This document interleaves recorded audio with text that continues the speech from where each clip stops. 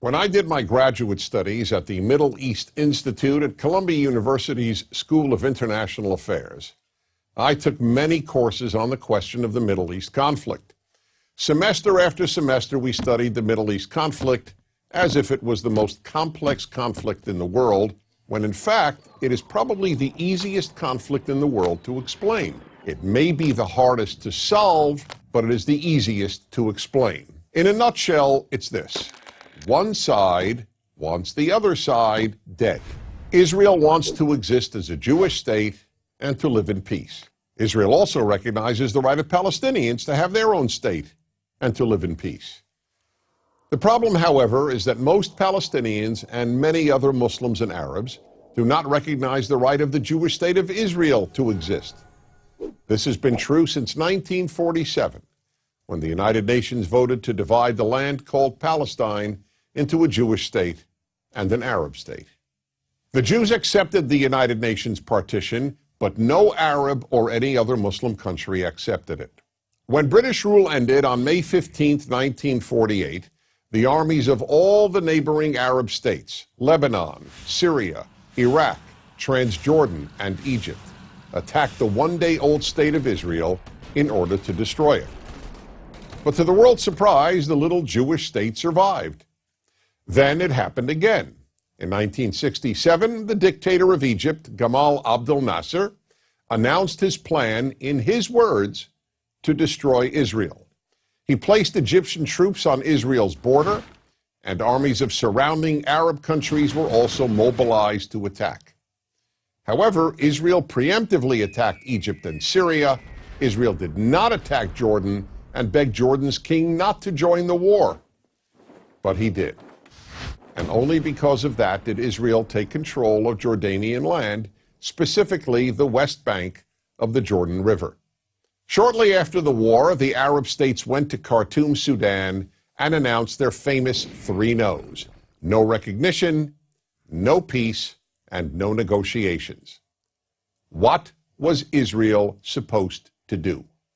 Well, one thing Israel did a little more than a decade later in 1978 was to give the entire Sinai Peninsula, an area of land bigger than Israel itself and with oil, back to Egypt, because Egypt, under new leadership, signed a peace agreement with Israel. So Israel gave land for the promise of peace with Egypt, and it has always been willing to do the same thing with the Palestinians. All the Palestinians have ever had to do is recognize Israel as a Jewish state and promise to live in peace with it. But when Israel has proposed trading land for peace, as it did in 2000, when it agreed to give the Palestinians a sovereign state in more than 95% of the West Bank and all of Gaza, the Palestinian leadership rejected the offer and instead responded by sending waves of suicide terrorists into Israel. Meanwhile, Palestinian radio, television, and school curricula remain filled with glorification of terrorists, demonization of Jews, and the daily repeated message that Israel should cease to exist. So it's not hard to explain the Middle East dispute. One side wants the other dead.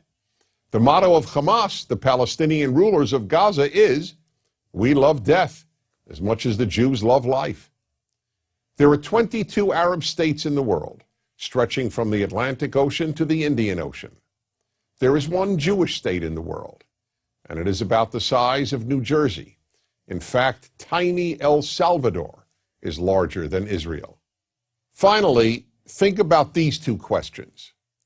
If tomorrow Israel laid down its arms and announced, "We will fight no more," what would happen? And if the Arab countries around Israel laid down their arms and announced, "We will fight no more," what would happen?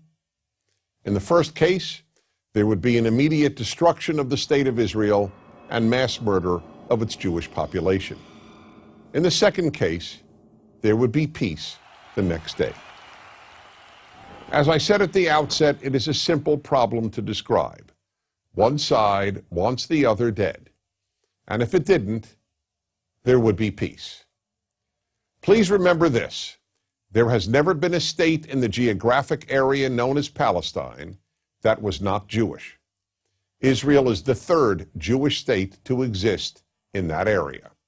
There was never an Arab state, never a Palestinian state, never a Muslim or any other state. That's the issue. Why can't the one Jewish state the size of El Salvador be allowed to exist? That is the Middle East problem. I'm Dennis Prager.